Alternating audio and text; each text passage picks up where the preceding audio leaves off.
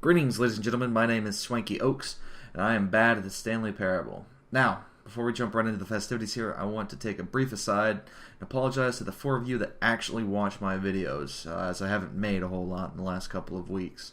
The reason for that is I've been waiting on this wonderful new microphone that hopefully you guys will be able to hear, and I didn't want to subject you to my headset microphone for longer than needed. Now, that's out of the way, let's get started.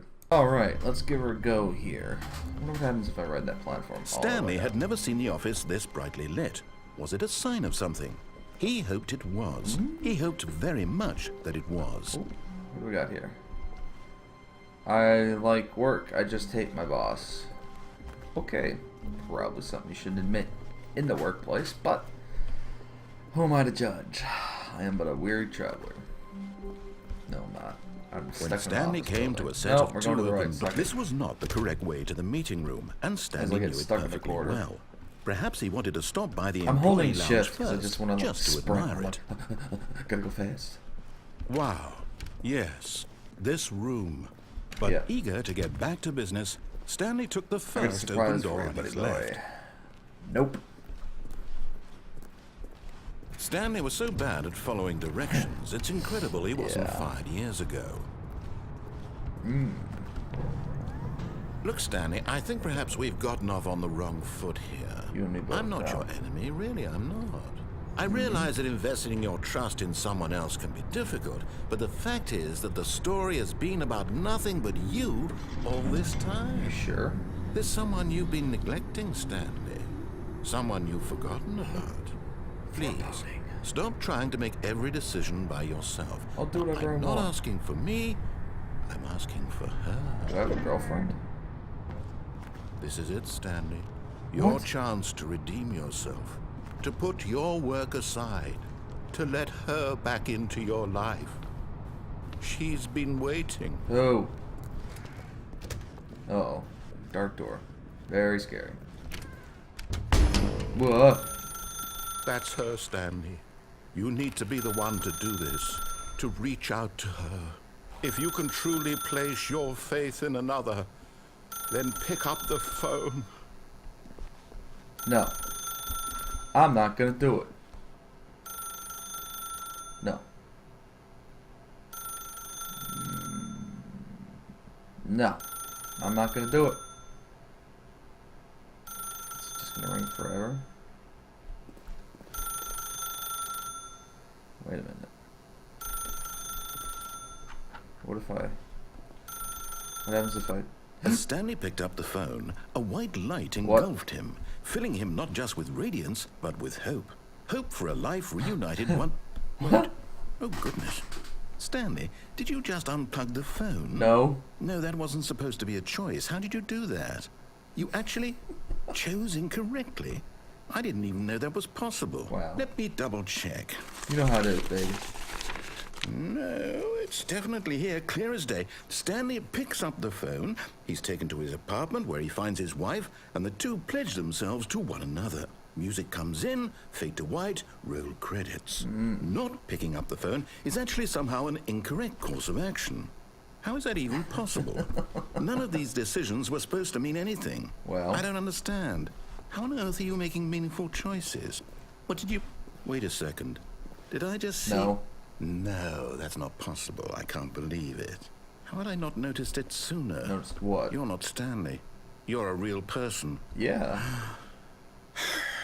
I can't believe I was so mistaken. This is why you've been able to make correct and incorrect choices. And to think I've been letting you run around in this game for so long. If you'd made any more wrong choices, you might have negated it entirely. Well, it's as though you completely ignored even the most basic safety protocol for real-world decision-making. Or did you not grasp the severity of the situation? Well, I won't have that kind of risk on my watch.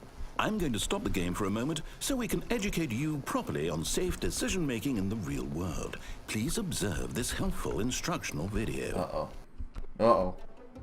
Choice. It's the best part of being a real person. But if used incorrectly, can also be the most dangerous. For example, in this scenario, a hypothetical real person named Stephen has a choice. Okay. He could spend years helping improve the quality of life for citizens of impoverished third world nations. Or he could systematically set fire to every orphan living in a 30-kilometer radius of his house. Which choice would you make? Remember that unlike here, the real world makes sense, and at no time should you make a choice that does not conform to rational logic. If you find yourself speaking with a person who does not make sense, in all likelihood, that person is not real.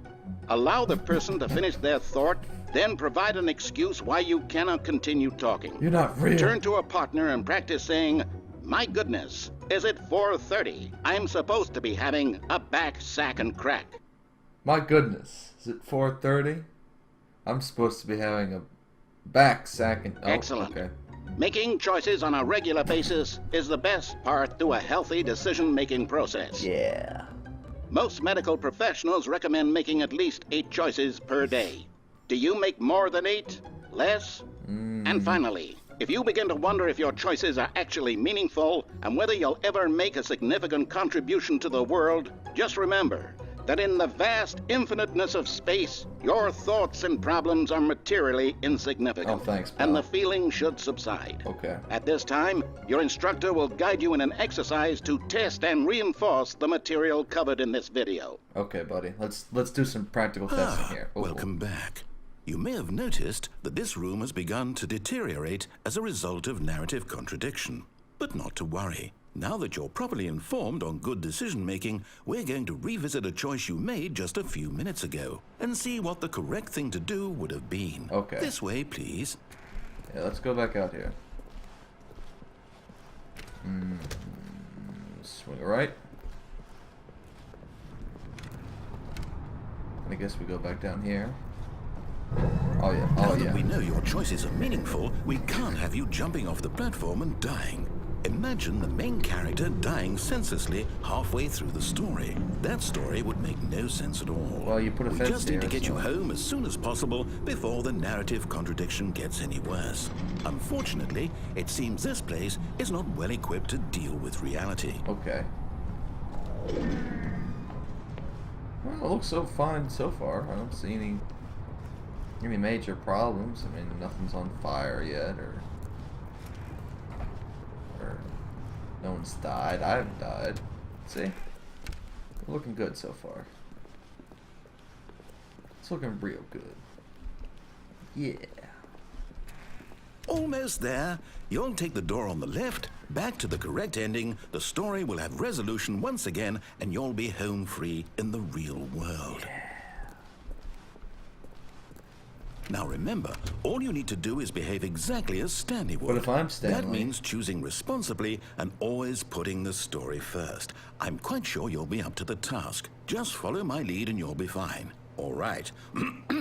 When Stanley came to a set of 2 open doors, he entered the door on his left. Ooh. Ooh. I can't decide.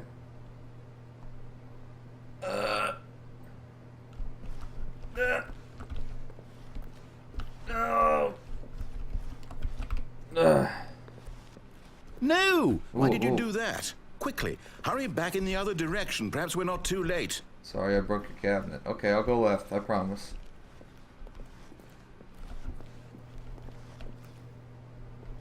Yeah, we'll go left here. Doo-doo-doo-doo. Doo-doo-doo-doo. Whoa. It's ruined. I can't believe, after everything we talked about, that my story, you've destroyed my work. Uh-oh. Why? For what? What did you get out of that? What did you think was so special about seeing the game undone, left here like so much garbage? It's worthless now. And what am I sorry. supposed to do? Even if there were a way to continue, would it be worth it? To know that my story is now incorrect? How can I go back to that? I can't erase that knowledge. I'll have to live with it forever, reliving its impossibility forever. I couldn't live that way. Is it better to shut the game down entirely? To willingly destroy all of my work? I don't know. What's the answer? What do I do? What do I do? I don't know. What do you do? No, I have to. I have No. to shut the game down. No. I have to. No. I have to. No, you don't. I'm in here. No. Oh boy. Oh. I was in here, you know. coming back. Whoa, this got even worse. Oh, I'm here. Oh. I'm still here. Here in this pile of rubbish. With you. You, who thought you were so clever. Now look where we are. My entire game is destroyed. It was the only thing in the world that was mine, and you've run it into the ground. I'm such a dick. What, did you think that would be funny? You just had to see? Didn't I impress upon you how important it was to be like Stanley? Well, He actually knows how to do what I tell him to. He understands that if I say to do something, there's a damn good reason for it. okay, I'm That sorry. thought hadn't even occurred to you, had it? That there's a world outside of you? You're a child. What? Oh, my story. If you'd just gone through the door on the left, you would have seen it. There was a whole underground facility. I'm gonna hold you You to would have it. destroyed it and been victorious. It would have been so perfect. I worked so hard on it. I tried so hard. Oh. Is behave exactly as Stanley would. That means choosing responsibly and always putting the story first. I'm quite sure you'll be up to the task. Just follow my lead and you'll be fine. All right. When Stanley came to a set of 2 open doors, he entered the door on his left.